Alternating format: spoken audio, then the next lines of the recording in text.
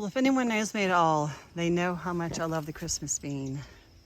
Why? Because it's big, so you don't need as many to fill a plate. 2, the bean itself is pretty. It's red and white, which is maybe why it's called Christmas bean. Because this particular bean that I got, you can get them anywhere, but I got this one in Monticello. And because I'm in Virginia, my assumption is at Monticello that they probably harvested these late, because you see they're not quite ready yet. Here it is, mid-October. And these will fill out more, and they probably serve them at Christmas. But the main reason I'm doing the video was to tell you a little experiment I did this year on these, because you can see it has a long vine. And I'll turn, and all the way down there is probably 8, 16, 24, 25 feet. Okay, now I did put my Oya not exactly in the middle, because I was trying not to go to the gate, so I could go more that way. And so the Oya is here, there, and I only have 7 seeds around here. This is 7 seeds. I know, I usually do 6, but for some reason I thought I'd try 7 this year.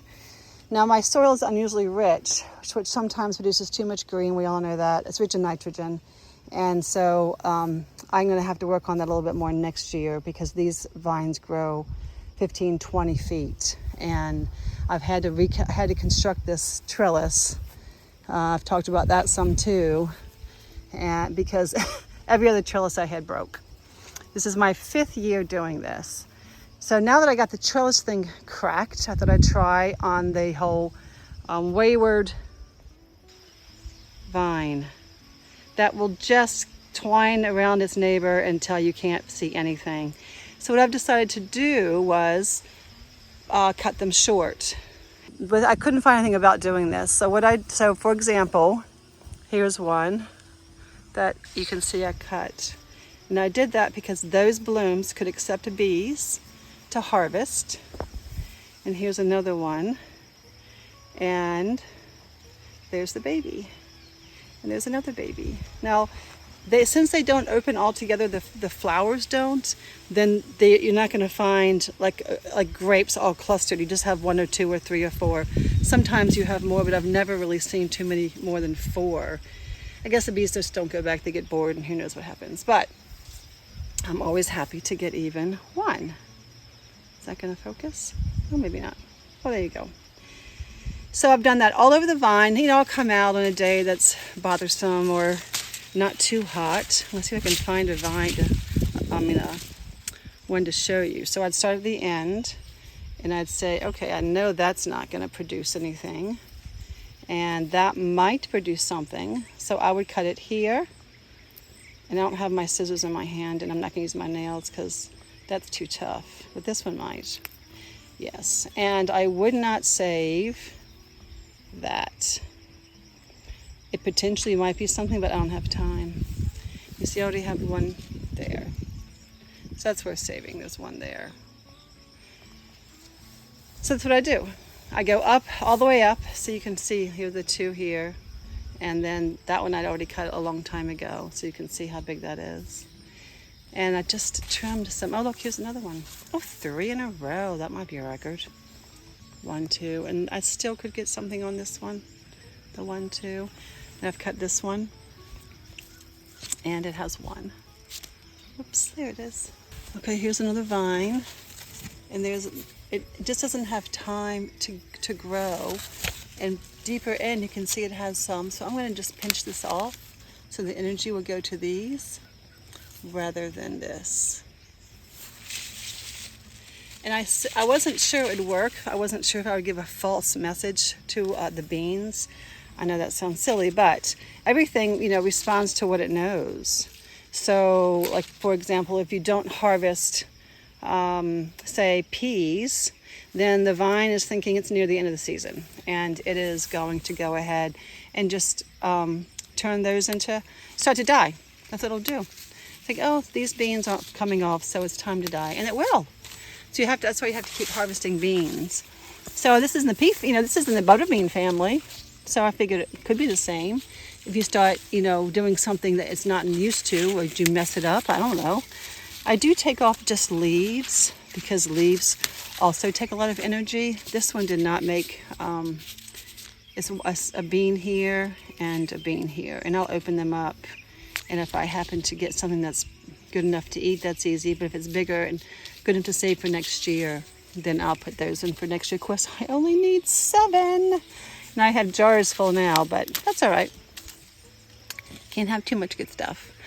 Let's see if I can find one more around the back. Plenty here. Excuse me. So we have nothing's worth saving here, all the way up. I mean, it's going to cluster, but it's too late in the season for it to do that. For usefulness for me. Nothing's reduced here. I think that looks like it's one, but it's really just a green bud. Hasn't opened up yet. I'm pretty sure.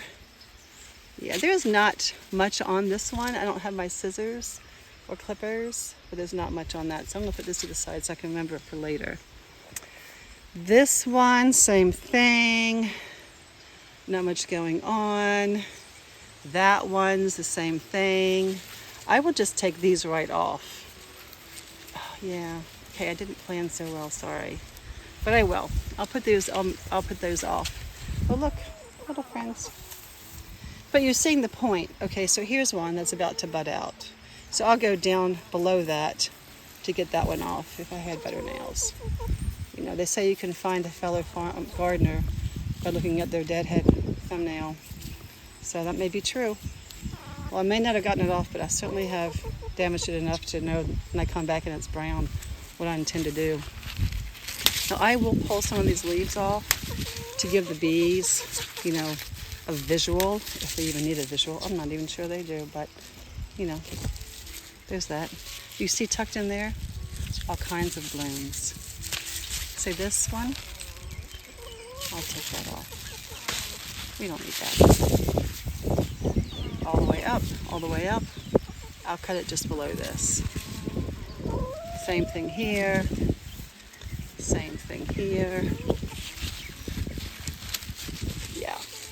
And then this side, some animals come and chew it up to the height. That's why it's so even. Which is why I had to put the trellis so high.